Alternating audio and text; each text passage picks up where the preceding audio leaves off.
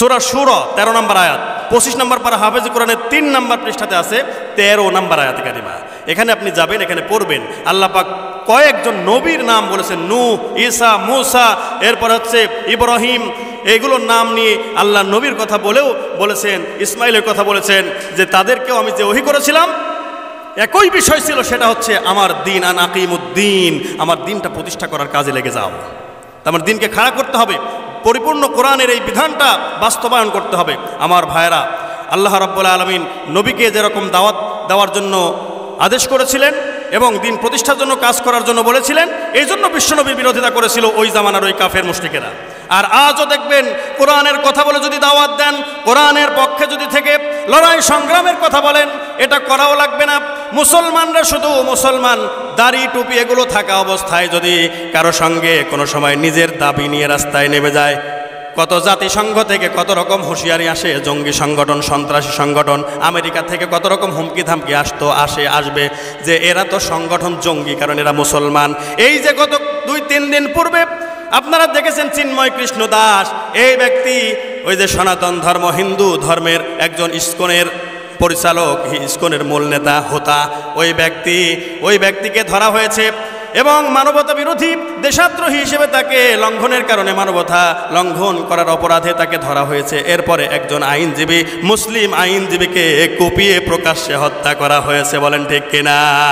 এ হত্যা করেছে কারা? কেন আজকে তো কোনো মানবাধিকার, আজকে তো কোনো জাতিসংঘের কোনো মানবাধিকার সংগঠন সংস্থা কোনো কথা বলে না। এখন মানবাধিকার জাতিসংঘ কি জাতিসংঘ হয়ে গেছে নাকি? বলেন, মুসলমানদের বিরুদ্ধে যখন আঘাত করে তখন তো জাতিসংঘ কোনো কাজ করে না, অন্যান্য দলের লোক কোনো কথা বলে না। এটা বুঝি জামাত ইসলাম করে, এই লোক, এই ব্যারিস্টার, এই অ্যাডভোকেট, এই জন্য নাকি? শুনেছেন যে পূর্বে ছাত্র শিবিরের একজন নেতা ছিল, এই জন্য আপনারা কথা বলেন না? কোথায় মানবাধিকার গেল আপনার? কোথায় চলে গেছে? আপনি কোরআন পড়েন, আপনি বলেন যে আমি কোরআনের তাফসির করতে জানি, এক আয়াতের তাফসির 2 ঘন্টা করতে পারবো। আল্লাহ ওটা দেখবেন না, আপনাকে দেখবেন যে 1 ঘন্টা তাফসির করতে পারা লাগবে না। কোরআনের একটা আইন বাস্তবায়ন করার জন্য আপনার ভূমিকা আছে এবং যারা ভূমিকা রেখেছে তাদের পিছনে আপনি একটা দিন শ্রম দিয়েছেন, অন্তত বিরোধিতা করেন নাই, ওই ব্যক্তিকে আল্লাহ পাক দেখবেন। বলেন ঠিক কিনা? এজন্য আমার ভাইয়েরা, বিশ্বনবীর বিরোধিতা করেছিল আবু জেহেলরা, আবু লাহাবরা, ওরা তো নেই, ওদের উত্তরসূরিরা কিয়ামত পর্যন্ত থাকবে এবং তাফালিং করবে, বিরোধিতা করবে, ষড়যন্ত্র করবে। এই ষড়যন্ত্রে মুসলমানরা কখনো ভয় পায় না এবং পায় না, পাবে না, পাচ্ছে না। এজন্য আমার ভাইয়েরা, একটা দল কিয়ামত পর্যন্ত থাকবে, ওয়ালতাকুম মিনকুম উম্মাতুন ইয়াদউনা ইলাল খায়র ওয়া ইয়ামুরুনা বিল মারুফ ওয়া ইয়ানহাউনা আনিল মুনকার ওয়া উলাইকা হুমুল মুফলিহুন। আল্লাহ পাক বলছেন যে একটা দল থাকবে কিয়ামত পর্যন্ত, যারা মানুষকে ভালোর দিকে আহ্বান করবে এবং সৎ কাজের আদেশ দেবে, অসৎ কাজ থেকে ফিরায় রাখার জন্য চেষ্টা করবে, বাধা দেবে। আর এরাই হলো সফল কাম, এরাই হলো সফল কাম। ওয়াউলাইকা হুমুল মুফলিহুন, এরাই হলো সফল কাম। বলেন সুবহানাল্লাহ। বেদনার পরে ফিরে আসনি তুমি আপন ঘরে, দিনের আলো তুমি সরিয়ে দিতে, চলে গেলে মদিনায় মক্কা ছেড়ে। হে রাসূল, তোমাকে ভুলি আমি কেমন করে? হে রাসূল, তোমাকে ভুলি আমি কেমন করে? রাসূল আমার ভালোবাসা, রাসূল আমার আলো আশা, রাসূল আমার প্রেম বিরহের মূল আলোচনা,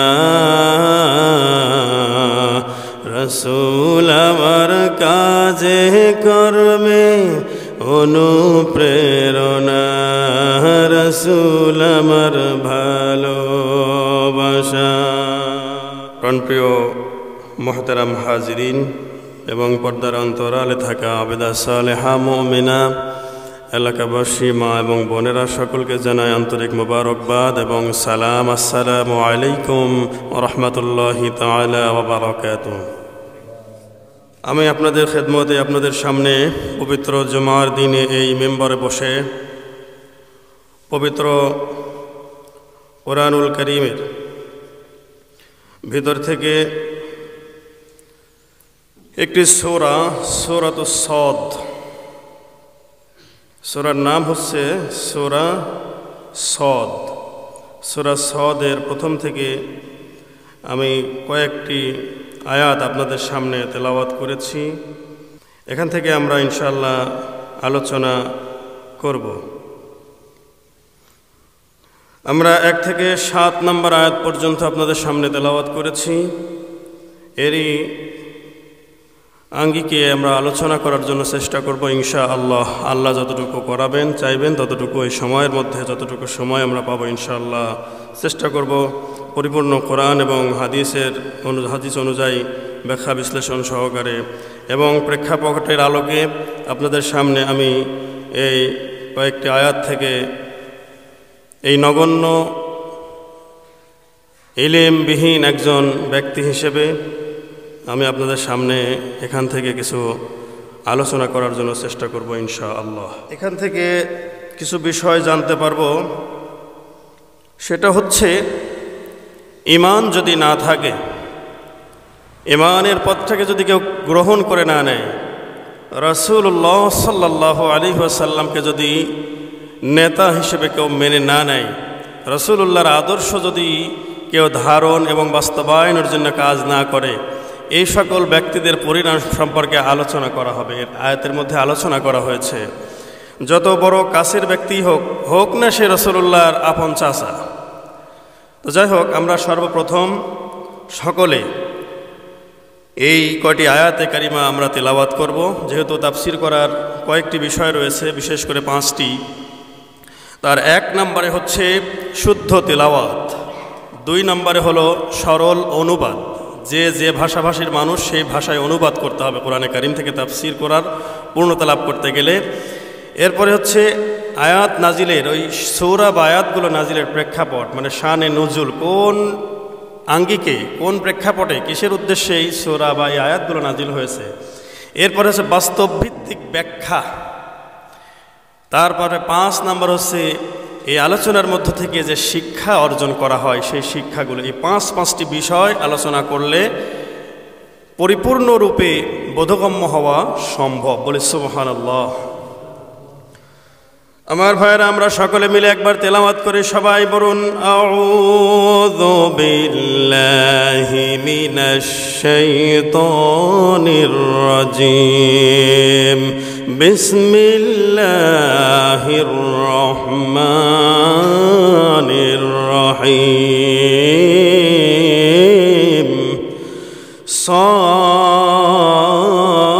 صاد والقرآن ذي الذكر بل الذين كفروا في عزة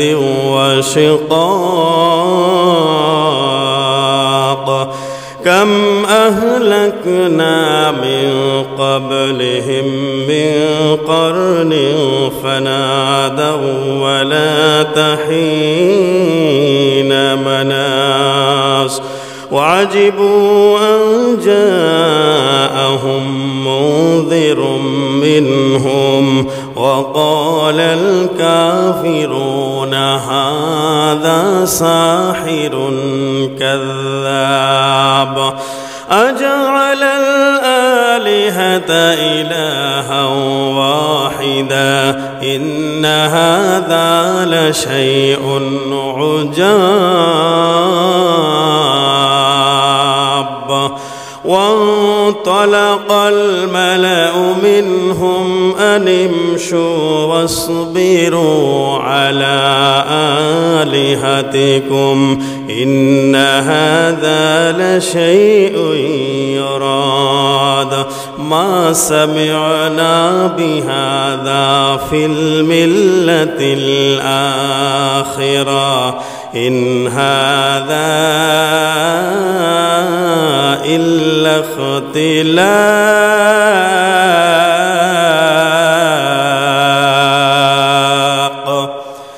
সূরা সদ 23 নম্বর পারা, হাফিজ কোরআনের 11 নম্বর পৃষ্ঠা, 14 নম্বর লাইন থেকে 14 লাইন থেকে পরের 12 নম্বর পৃষ্ঠার প্রথম থেকে কয়েক লাইন পর্যন্ত 1 থেকে 7 নম্বর আয়াতে কারিমা এগুলো।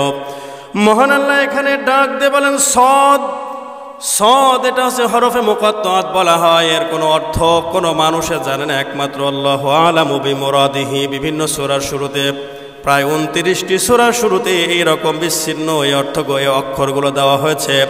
আল্লাহ রাব্বুল আলামিন কোনো জায়গায় আলিফ লাম মিম, আলিফ লাম র, আলিফ লাম মিম সদ, এরকম শুধু সদ, এরপরে কফ কাফ হা ইয়া আইন সদ হা মিম তসিন মিম, এরকম ভাবে আল্লাহ রাব্বুল আলামিন বিভিন্ন জায়গায় এই সূরার শুরুতে এগুলো দিয়ে ইন্ডিকেট করেছেন। মহান আল্লাহ কি বোঝাতে চেয়েছেন এটা ব্যাখ্যা কোরআনে কারিমে আল্লাহ পাক দেন নাই, আল্লাহর নবী বিশ্ব নবী দেন নাই। এজন্য এর অর্থ বিভিন্ন তাফসীরকারকগণ তাফসীর করতে গিয়ে যার মতামত ব্যাখ্যা করার পরে, ব্যক্ত করার পরে লাস্ট পর্যন্ত বলেছেন আল্লাহু আ'লামু বিমুরাদিহি, যে আল্লাহ পাক সব চাইতে ভালো জানেন এর উদ্দেশ্য সম্পর্কে, এটার দ্বারা কি বুঝিয়েছেন, বলি সুবহানাল্লাহ। আমার ভাইরা, এরপরে আল্লাহ রাব্বুল আলামিন বলেন ওয়াল কুরআনি যিযিকির, কসম উদ্দেশ্যপূর্ণ কোরআনে কারিমের। আল্লাহ রাব্বুল আলামিন কসম করলেন এই কোরআনে কারিম দ্বারা, ওয়াল কুরআনি যিযিকির, উদ্দেশ্যপূর্ণ এই কোরআন দিয়ে উদ্দেশ্য আল্লাহ রাব্বুল আলামিন শপথ করলেন। এরপরে বলছেন বালিল্লাযীনা কাফারু ফি ইজ্জাতিন ওয়া শিকাক, যারা কুফর অবলম্বন করেছে তারা কেবল আত্মম্ভরিতা ও হঠকারিতায় লিপ্ত রয়েছে। কাম আহলাকনা মিন ক্বাবলিহিম মিন করনিন ফানাদাউ ওয়ালা তাহিনা মানাস, আমি তাদের পূর্বে কত গোষ্ঠীকেই ধ্বংস করেছি, তখন তারা আত্মচিৎকার করেছিল, কিন্তু তখন তো মুক্তি পাওয়ার কোনো সুযোগই আর বাকি ছিল না। তারা কুরাইশ কাফেরগণের কারণে বিস্ময় বোধ করেছে যে ওয়াজিবু আন জাআহুম মুনযিরুম মিনহুম, যে তাদের কাছে একজন সতর্ককারী এসেছে তাদেরই মধ্য থেকে। ওয়াকালাল কাফিরুনা হাযা সাহিরুন কাযযাব, এবং কাফেরগণ বলেছে সে মিথ্যাচারী জাদুকর। সাহিরুন কাযযাব, কাযযাব মানে হলো মিথ্যাবাদী, আর সাহির মানে হলো জাদুকর। আল্লাহর নবীকে কাফের মুশরিক বেঈমানেরা মিথ্যাবাদী পর্যন্ত বলেছে, এরপরে জাদুকর বলেছে আজআলাল আলিহাতা ইলাহা ওয়াহিদা, তারা বলে সে কি সমস্ত মাবুদকে এক মাবুদে পরিণত করেছে। ইন্না হাযা লাশাইউন উজাব, এটা তো বড় একটা আজব কথা। ওয়ানতালাকাল মালাউ মিনহুম আনিমশু ওয়াসবিরু আলা আলিহাতিকুম, তাদের মধ্যকার নেতৃবর্গ এই বলে সরে পড়ল যে চলো এবং তোমাদের উপাস্যদের পূজায় তোমরা অবিচল থাকো। নিশ্চয় এটা ইন্না হাযা লাশাইউন ইউরাদ, নিশ্চয় এটা একটা উদ্দেশ্যমূলক কথা। মা সামি'না বিহাযা ফিল মিল্লাতিল আখিরা ইন হাযা ইল্লা ইখতিলাক, আমরা তো অন্য ধর্মের রূপ কথা শুনিনি, আসলে এটা এক মন গড়া কথা। এই কথাগুলো বলেছিল, এই ব্যক্ত কথাগুলো আল্লাহ রাব্বুল আলামিন কাফের মুশরিকদের কথা এখানে তুলে ধরলেন।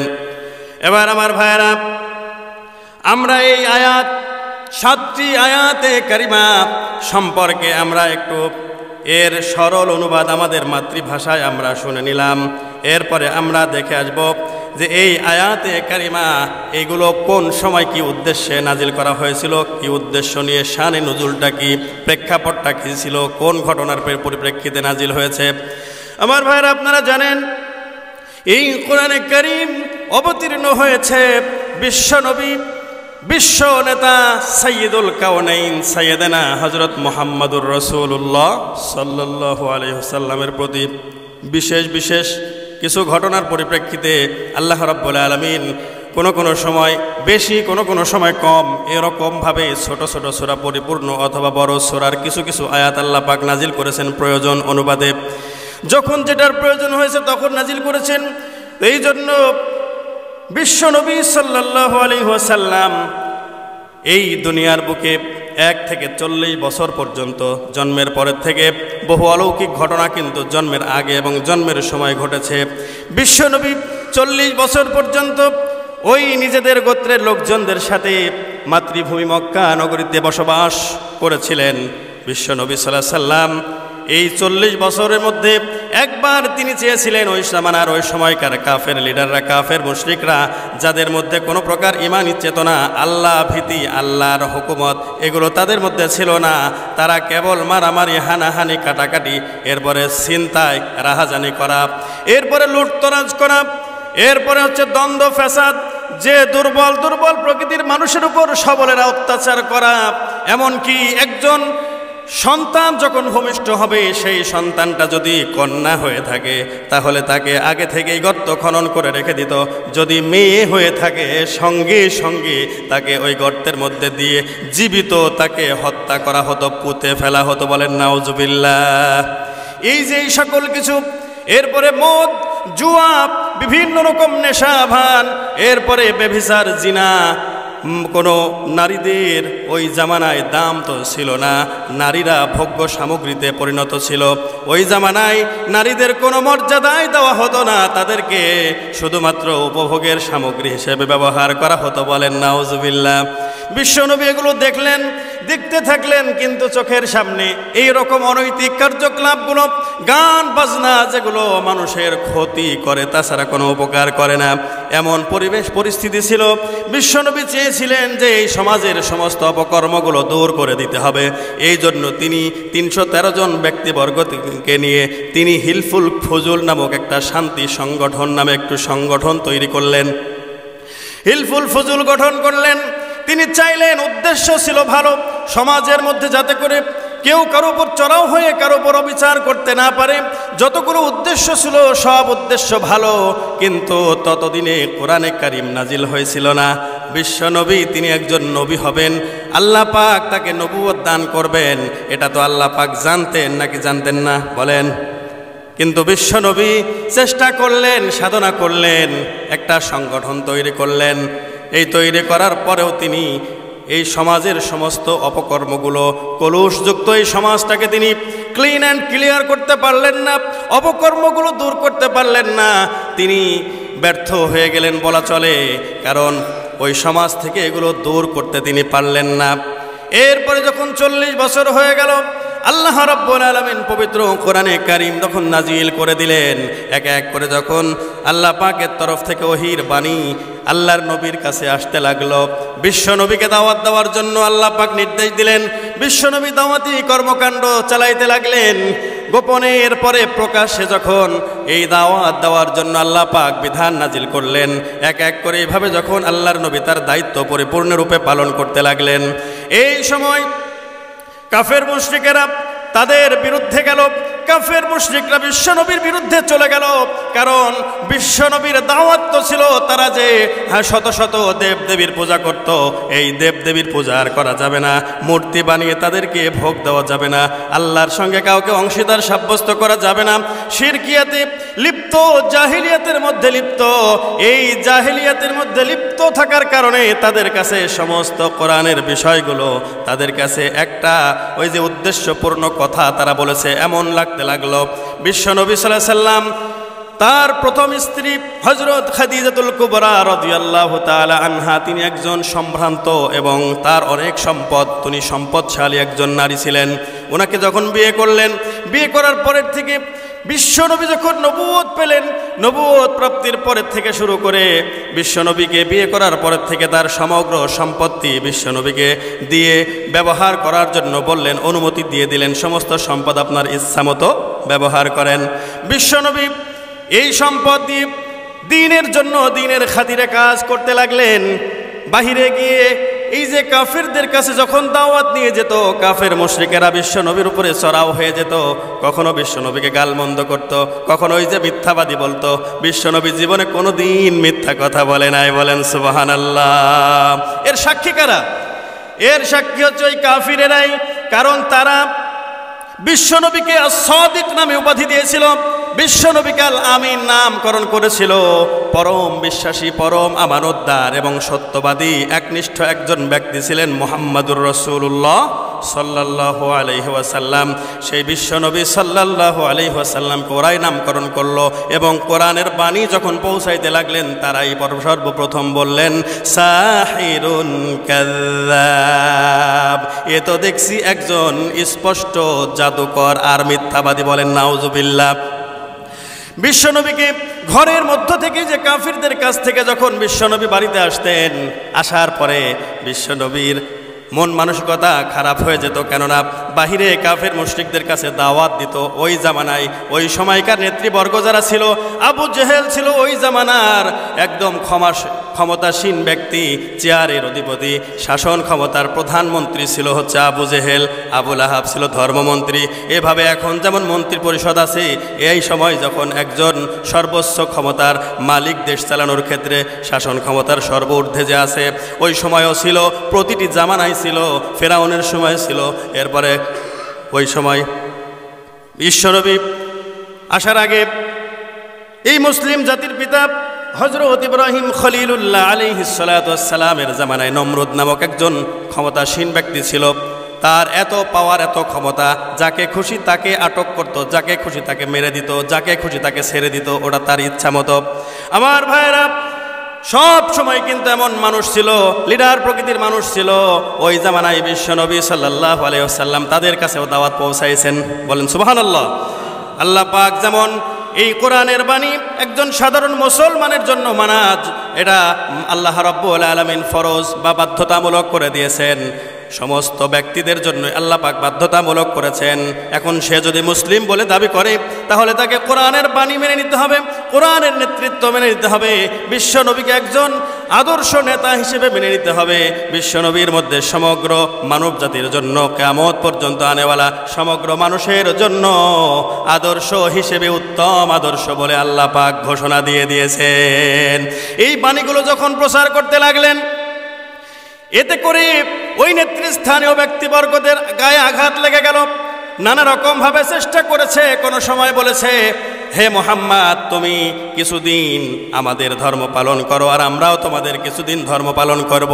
ওই যে কুল ইয়া আইয়ুহাল কাফিরুন, এই সূরা আল্লাহ রাব্বুল আলামিন নাজিল করে দিয়েছেন। বলেন সুবহানাল্লাহ। এই জন্য কম্পেয়ার করার কোনো সুযোগ নাই, এখানে অল্টার করার কোনো সুযোগ নাই। এই জায়গায় শুধুমাত্র কেবলমাত্র ইসলামকে মেনে নেওয়া আল্লাহর তরফ থেকে ঘোষণা করা হয়েছে, বাধ্যতামূলক করা হয়েছে। কারো সঙ্গে একাকার হয়ে যাওয়ার কোনো সুযোগ ইসলামে আছে? আরো জোরে বলেন আছে? এখনো কি আছে? সামনেও কোনো দিন থাকবে নাকি? কোনো দিন থাকবে না। একমাত্র ইসলামকে মেনে নিতে হবে জীবন ব্যবস্থা হিসেবে। রাজি আছেন তো সবাই? আমার ভাইরা, বিশ্ব নবীর বিরুদ্ধে লেগে গেল তারা। বিশ্বনবী কাফিরদের কাছ থেকে যখন এমনভাবে গালমন্দ শুনে আসতো, বিরোধিতার কবলে পড়ে কোনো সময় তার উপর আঘাত আনতো, বিশ্বনবী ঘরে আসলে পরে ভিতরে থেকে আম্মাজান খাদিজাতুল কুবরা রাদিয়াল্লাহু তাআলা আনহা তাকে সান্ত্বনা দিতেন। বলেন সুবহানাল্লাহ। যত বড় কঠিন পরিস্থিতি হোক না কেন, আম্মাজান খাদিজাতুল কুবরা রাদিয়াল্লাহু তাআলা আনহা তাকে সান্ত্বনা দিতেন, সব সময় তার পাশে থাকতেন। এবং এমন সময়, এমন কোনো দিন যায় নাই রাত্রি যত গভীরই হোক, আম্মাজান খাদিজাতুল কুবরাকে একবারের থেকে দুইবার ডাক দিতে হয়েছে। খাদিজাতুল কুবরা তিনি সব সময় চিন্তায় থাকতো যে আমার নবী কখন বা বাহিরে থেকে দাওয়াত দিতে গিয়ে কোন সময় এসে ডাক দেন এবং কোন পরিস্থিতিই না তারই শিকার হয়ে যায় না কেন, যদি কোনো বিপদগ্রস্ত হয় আর আমাকে এসে ডাক দেয় আর আমি দরজা খুলতে দেরি করি আর আমার বিশ্বনবীর কোনো ক্ষতি হয়ে যায়। বলে সুবহানাল্লাহ। এই জন্য এমনি এমনি আম্মাজান খাদিজাতুল কুবরা রাদিয়াল্লাহু তাআলা আনহাকে আল্লাহ রাব্বুল আলামিন আরশ থেকে তার জন্য সালাম পৌঁছিয়ে দিয়েছেন। বলেন সুবহানাল্লাহ। স্বামী ভক্তির কারণে রাসূলুল্লাহর এত ভক্তি করেছেন যে রাত্রি যত গভীরই হোক না কেন একবারের থেকে দুইবার ডাক দিতে হয়নি। ভিতর থেকে সান্ত্বনা দিতেন, বাহিরের থেকে সমস্ত প্রকার বিপদ আপদ যত বিরোধিতায় থাকুক না কেন, ষড়যন্ত্র থাকুক না কেন। আবু তালিব যতদিন পর্যন্ত জীবিত ছিলেন তার চাচা আবু তালিব ঈমান গ্রহণ করে নাই, কিন্তু সাহায্য করেছেন। কোনোদিনও আবু তালেব থাকতে বিশ্ব নবীর উপরে কাফিররা কিন্তু চড়াও হতে পারে নাই। এই দুইজন ব্যক্তির যখন ইন্তেকাল হয়ে গেল, বিশ্ব নবীকে একদিন বাজারের মধ্যে গিয়ে তিনি দাওয়াতি কাজ করতেছেন। বিশ্ব নবীকে দেখে একজন সাধারণ একজন মানুষ, টোকাই ধরনের একজন ব্যক্তি বিশ্ব নবীকে গালমন্দ করতেছে এবং ঢিল ছুটতেছে, ধুলা মাটি এগুলো সুরে সুরে বিশ্ব নবীকে আঘাত দিচ্ছে। বলেন নাউজুবিল্লাহ। এই দৃশ্যটা দেখার পরে, শোনার পরে তার একজন মেয়ে এসে তার মাথার উপর থেকে, শরীর থেকে ওই ধুলা বালিগুলো ঝেড়ে ঝেড়ে দিচ্ছেন। বিশ্বনবী বলছেন না, ঝাড়ার দরকার নাই, এবং কান্নাকাটি করতেছেন। বিশ্বনবী বলছেন মারে কষ্ট পাস না, আমার আল্লাহ পাক আমাকে অবশ্যই সাহায্য করবেন। আমার চাচা আবু তালিব যতদিন বেঁচে ছিল ততদিন তাদের কোনোদিনও সাহস হয় নাই যে আমার উপর তারা চড়াও হবে, গালমন্দ করবে। যখন দুইজন ইন্তেকাল করলেন, তার আগে ইন্তেকাল তো করলেন, তার আগে যখন আবু তালিব মৃত্যুর কিছুদিন আগে থেকে অসুস্থ হয়ে পড়লেন, এমন অসুস্থ যে মনে হয় আর বাঁচবেন না, হলেও তাই। এই বিষয়টা জানতে পেরে, বুঝতে পেরে কাফের লিডাররা, বর্ণিত আছে 25 জনের মতো, আবু জেহেল সহ এরা কি করলো, আব্দুল্লাহ বিন আবু উমাইয়া, এরকমভাবে 25 জন লিডাররা চলে গেল বিশ্বনবীর চাচার কাছে। যাওয়ার পরে বলছে, হে আবু তালিব, আপনার কত সম্মান, আমাদের কাছে মর্যাদা আপনি তো জানতে আপনার বাকি নেই। আমরা আপনাকে শ্রদ্ধা করি, আপনাকে আমরা মান্য করি, এজন্য আপনি আপনার ভাতিজাকে ডেকে বুঝান। তাদের কাছ থেকে আমরা একটা কথা নিতে চাই, সেটা হচ্ছে আজ সে যাই করুক, আমাদের ধর্মের, আমাদের দেবদেবী, আমাদের এই যাদেরকে মা বলে তারা মানে, এই পূজা করে, এ সকল কিছুর বিরোধিতা যেন না করে, এর গালমন্দ যেন খারাপ কিছু না করে। সে বলে যে তোমরাও গোমরা, তোমরা যাকে অনুসরণ করো তোমার পূর্বপুরুষেরাও গোমরা, আর যাদেরকে তোমরা অনুসরণ করো, যাদেরকে তোমরা সেজদা করো, ওই দেবদেবীরাও কোনো ক্ষমতা রাখে না, এরা একেবারে কি অলিক কীর্তি। কেন করো এগুলো? এটা যাতে না করে। বিশ্বনবীকে ডাকানো হলো, বিশ্বনবী চলে আসলেন। আসার পরে বলছেন, এই যে দেখো তোমার এই কওমের লোকজন, নেতৃস্থানীয় ব্যক্তিবর্গ এসেছে তোমার কাছ থেকে একটা কথা নিতে। বিশ্বনবী এবার বললেন, আমারও একটা কথা আছে, আমার একটা কথা যদি তারা মেনে নেয়, তাহলে আমার এই একটা কথা মেনে নিলে তাদের জন্য লাভে লাভ। আরব অনারব সবাই তাদেরকে মেনে নেবে, সবাই তাদের নেতৃত্ব ফলো করবে। একটা কথা আমার কাছ থেকে নিতে হবে। এইবার কাফেররা বলল, আবু জেহেলরা বলল, একটা কেন 10টা কথা শুনতে রাজি আছি। একটা কেন 10টা কথা শুনতে রাজি আছি। তারা মনে করেছে কি না কি আমাদের দেবে, 10টা কথাও শুনতে রাজি আছে, কারণ লাভ সবাই মেনে নেবে, নেতৃত্ব আর কর্তৃত্ব মেনে নেবে, যাবে না, হারাবে না, এই চিন্তা ভাবনায় বলছে একটা কেন 10টা কথা আমরা মেনে নিতে রাজি আছি। এই কথা বলার পরে তাদের কাছে বিশ্বনবী সাল্লাল্লাহু আলাইহি ওয়াসাল্লাম বললেন, তোমরা ঘোষণা করে দাও আল্লাহ ছাড়া কোনো ইলাহ নেই, লা ইলাহা ইল্লাল্লাহ, এবং অন্য যে সব দেব দেবীর পূজা করো তা আর করবে না। এ কথা শুনে তারা তো তেলে বেগুনে তেতে গেল। বলে কি, এই তোমাদের বলি নাই ও মুহাম্মদ জীবনেও ঠিক হবে না, তোমরা যা চেয়েছো কোনোদিনও হবে না। এই অবস্থায়, এবং আবু তালিবের কাছেও বলেছে, যদি তুমি ফয়সালা না করো তাহলে কিন্তু পরবর্তীতে খবর খারাপ হবে, আমরা যদি এর ফয়সালা করি তাহলে বিষয়টা অন্যরকম হবে। আবার কোনো সময় আবু তালিবকে বলা হয়েছে যে তোমার ভাতিজাকে দিয়ে আমাদের কাছে দিয়ে দাও, আর এমন একটা সুন্দর যুবক আছে যাকে তোমার কাছে দিয়ে দিই, তুমি লালন পালন করো। ভাইয়ের ছেলেকে আপনি লালন পালন করেন, ওইটাকে আপনি মেরে ফেলবেন, আর অন্য একজন ছেলেকে নিয়ে এসে আপনি লালন পালন করবেন, এটা কি সম্ভব? পাগলেও কি করবে এটা? এইরকম অফার দিতে থাকে। বিশ্বনবীর এই কথা শুনে তারা তো বলে জীবনেও এ বদলাবে না, আমরা সমস্ত দেবদেবীদেরকে ছেড়ে দিয়ে সে মাত্র একজনের পূজা করব। এটা কি হতে পারে? এক আল্লাহর কাছে আমাদের মাথা নত করতে হবে, একজনই ইলাহ থাকবে, এটা কি মেনে নেওয়া যায়? চলো, এ কোনো দিনও সমাধান হবে না, ভালো হবে না। সবাই সেখান থেকে চলে গেল। বিশ্বনবী সাল্লাল্লাহু আলাইহি ওয়াসাল্লামকে আবু তালিব বললেন, হে আমার ভাতিজা, তুমি তো সত্য কথাই বলেছিলে, তুমি তো খারাপ কিছু, অন্যায় কোনো কিছু তোমার তাদের কাছে অনুরোধ করনি। আবু তালেবের মুখে কথা শোনার পরে বিশ্বনবী সাল্লাল্লাহু আলাইহি ওয়াসাল্লামের মনে তার চাচার প্রতি ইসলাম গ্রহণ করার জন্য একটু আগ্রহ জন্মানো, যে না, আশা তৈরি হয়ে গেল যে চাচা মনে হয় ইসলাম গ্রহণ করবে। এবার বিশ্বনবী তার চাচা আবু তালেবকে বারবার পিরাপিরি করতেছেন, হে চাচা আপনি শুধু একবার বলেন লা ইলাহা ইল্লাল্লাহ, বাকিটা বলা লাগবে না, আমি এতে করেই আল্লাহ রাব্বুল আলামিনের কাছে সুপারিশ করার জন্য সুযোগ করে নেব ইনশাআল্লাহ। কিন্তু চাচা এবার বলতেছে, হে আমার ভাতিজা, এত আগ্রহী দেখে বলতেছে আমার মৃত্যুর পরে তোমার এবং তোমার ভাই বেরাদারদের অপমানিত হতে হবে এবং কুরাইশরা ভাববে যে আমি শুধু মৃত্যুর ভয়ে ঈমান এনেছি। এই আশঙ্কা যদি না থাকতো তাহলে আমি কালেমা পড়তাম ও ঈমান এনে নিতাম।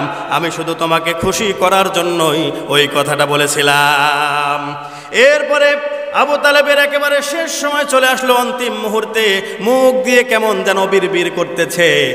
আব্বাস রাদিয়াল্লাহু তাআলা আনহু আরেকজন রাসূলের চাচা আবু তালিবের ভাই, সে বলতেছে, হে আমার ভাতিজা, এই কানটা এগিয়ে এসে দেখলো। এরপরে বলছে, হে আমার ভাতিজা মুহাম্মদ, তুমি যা চেয়েছিলে আমার ভাইয়ের কাছ থেকে এই মুহূর্তে আমার ভাই সেইটাই বলতেছে। বিশ্বনবী বললেন যে না না না, আমি তো শুনতে পাই নাই, কাজ হবে না। আর কাফের মুশরিকেরা ওই যে বলেছিল যে আমাদেরকে তুমি যে একজন উপাসনা করতে বলো, এক আল্লাহতে বিশ্বাসী হতে বলো, তুমি তো গোমরাহ, তাকে নানান রকম ভাবে অপমানিত করতে লাগলো। আর সবাই মুখ ফিরে নিয়ে চলে গেল। আল্লাহ রাব্বুল আলামিন, ইবনে আব্বাস রাদিয়াল্লাহু তাআলা আনহু বলেন, কুরাইশদের যে লোকজন আবু তালেবের কাছে এসেছিল তাদের সম্পর্কে আল্লাহ রাব্বুল আলামিন আয়াতগুলো নাজিল করে দিলেন। সাদ ওয়াল কুরআনি যিযিকরি বালিল্লাযীনা কাফারু ফি ইজ্জাতি ওয়া শিকাক। আল্লাহ রাব্বুল আলামিন সাদ বলে উদ্দেশ্যপূর্ণ উপদেশে পরিপূর্ণ কোরআনে কারীমের শপথ করে বললেন যে অবিশ্বাসীরাই, কাফিরিরাই বরং অহংকার ও হঠকারিতায় লিপ্ত। তাদের পূর্বে কাম আহলাকনা মিন ক্বাবলিহিম মিন করনিন ফানাদাও ওয়ালা তাহিনা মানাস। যেদের পূর্বে কত জাতিকে আমি ধ্বংস করে দিয়েছি, কত কওমকে একেবারে শেষ করে দিয়েছি, তারা তখন কি করেছিল? হাউতাশ করেছে, আফসোস করেছে, কিন্তু কোনো কিছুই আর কাজে লাগে নাই, সময় শেষ হয়েছে। এই জন্য আমার ভাইয়েরা আপনাদেরকে বলতে চাই, বিশ্বনবীর আপন চাচা বিশ্বনবীকে সাহায্য সহযোগিতা করেছে দ্বীনের জন্য, কিন্তু ঈমান আনে নাই, বিশ্বনবীকে একমাত্র নেতা হিসেবে মানে নাই। যার কারণে বিশ্বনবীর আপন চাচা এবং সহযোগিতা করে থাকলেও সেই আপন চাচা আবু তালিবকে আল্লাহ রাব্বুল আলামিন কাল কিয়ামতের ময়দানে রেহাই দেবেন না। বিশ্বনবী তার চাচার কাছ থেকে যখন এই রকম অবস্থায় যখন ঈমান আনলো না, কাফের লিডাররা বসা ছিল, বলতেছে, হে আবু তালিব, তোমার ভাতিজার মুখের দিকে চেয়ে মৃত্যুর ভয়ে তুমি এখন কি কালিমা পড়ে নিবা, বাপ দাদার ধর্মকে ছেড়ে দিবা?